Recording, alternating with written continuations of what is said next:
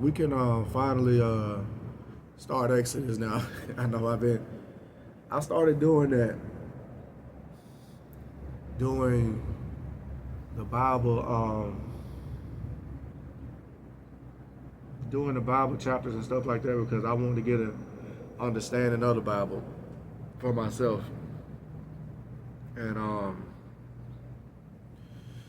I, when I was getting ready to get into Exodus, I just had a whole lot of explosion of ideas for videos come up, and those are easier to execute on because I'm feeling a way towards those videos at the time.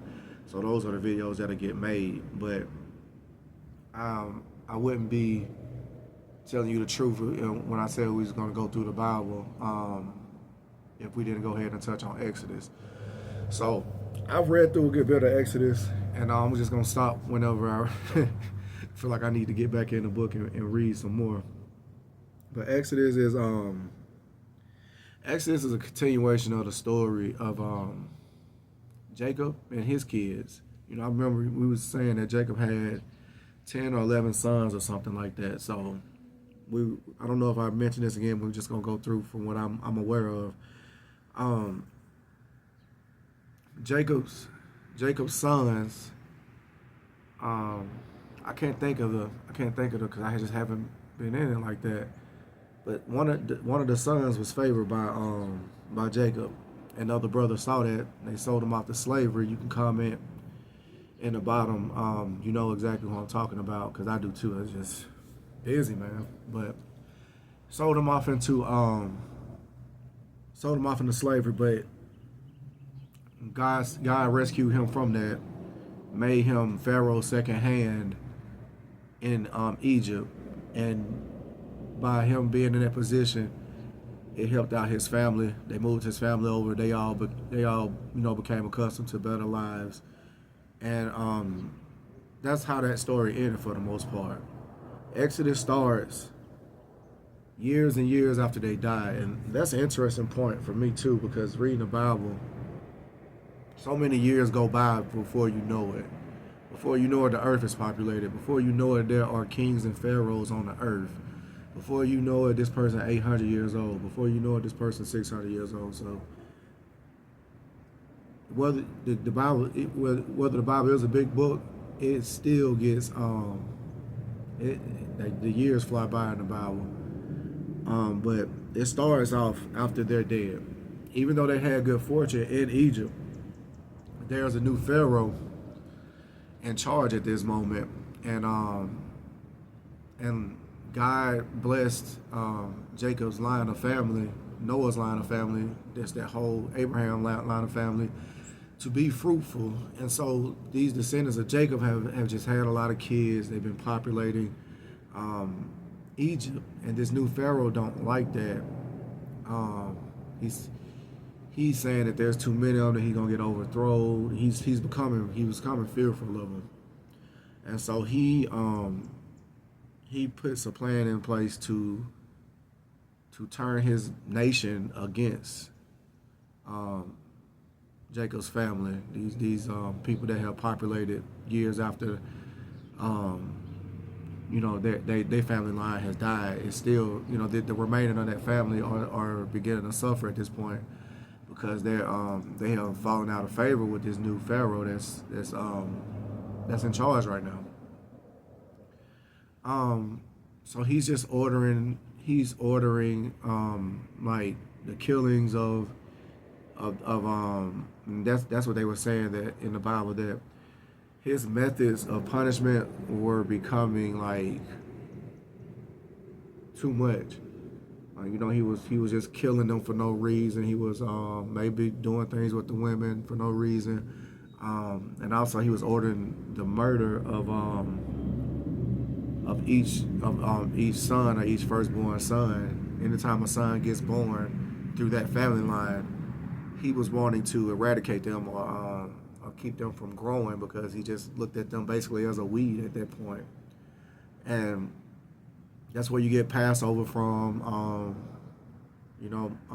I think that's just, I don't know where in the story, but that's where Passover comes on. But we'll continue it from what I know. So Moses is born throughout all of this. We all know who Moses is. We all know the story. We're just reading it for our own interpretation. Um, Moses is born, and he's a threat. The people that birthed him, they know that he's not of the Pharaoh, lineage or the Pharaoh's favor. They know that he's gonna get murdered, and so somebody has some favor over him and saves him, puts him in a basket, sends him down the river to save him from getting murdered. He gets picked up by Pharaoh's daughter, I believe it is, who takes a liking to him and begins to raise him as her own. So he's raised in Egypt under Pharaoh, possibly in that family, some kind of way. But I think he knows that he's a part of that. He knows his lineage. So maybe God comes to him and tells him that he's a part of this lineage, because God will always come in and intervene and pick his people. So God picked Moses and talked to him about freeing his people, letting them go. God sees what Pharaoh's doing to them, murdering them, killing them, putting them through all type of stuff. And he talks to Moses, and he asks Moses to do this for him, that he was going to equip him with abilities, how to turn a snake, his staff into a snake, to show people that he wasn't normal.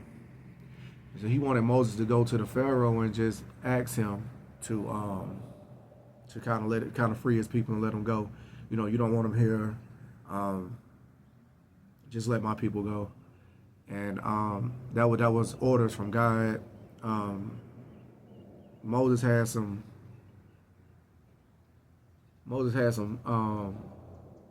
questions about that. He was just like, why he didn't think that it would go over well, and he was, God was just, basically telling him to trust me. If I just do as I'm telling you. Again, this was God's plan for Moses, just like, God had a plan. We talked about it in the other video. I think it was Abraham.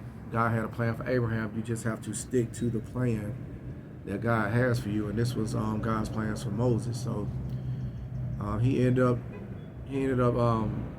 convincing Moses to go to the Pharaoh, and God even told him that he was gonna harden Pharaoh's heart. So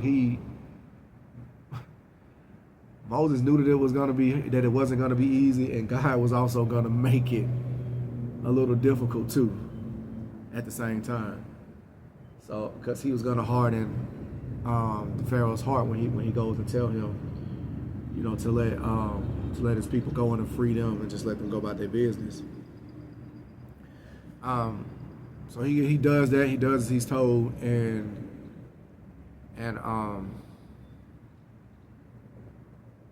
he gets refused.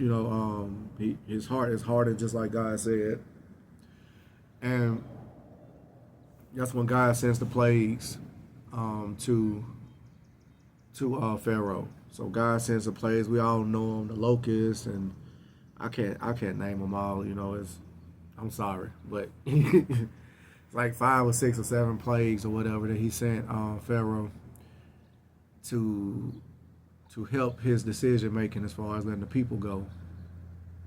And so he ended up letting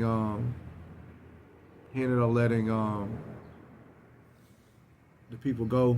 They end up freeing, and Moses is leading them to a promised land, so where they can restart, their culture, their civilization all over again. And God's telling Moses that he's gonna assist him in that. And we're running 10 minutes in right now, and plus I'm getting fuzzy on the story, but that's just the start of Exodus. Exodus right now is just the story of Moses and how he freed his people and what happened to the people after they got freed. And I'll make another video following this one. So